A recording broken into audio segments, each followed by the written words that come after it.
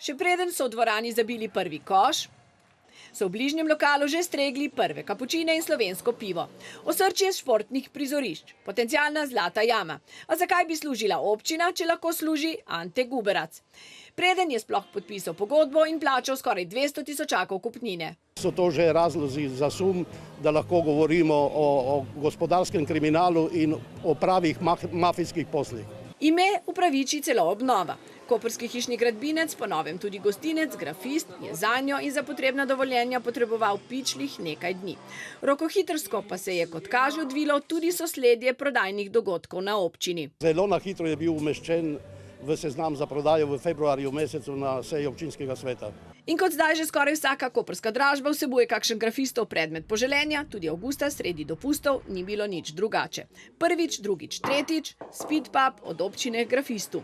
Pa če tudi so vsi še tako čudno bulili v zemljiško knjigo, ali občina prodaja nekaj, kar ni njeno. Kot lastnik je bilo vpisano podjetje Bonifika. Bonifika je bila lastnica z 16. januarjem 2006. Do 31. 7. 2013. Kdo bi vedel, kdo pije, kdo plača? Občina trdi, da to ne drži, lokal je njen. Direktor Bonifike Branko Florjanič pa tudi ne ve, kdo bi lahko napisal lokal nanje. A tik pred prodajo se je bilo treba hitro zmeniti.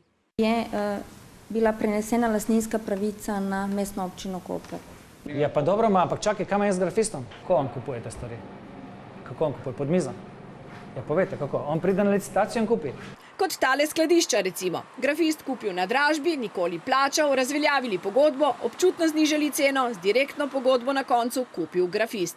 V Kopru se nekateri očitno res počutijo nad vsemi.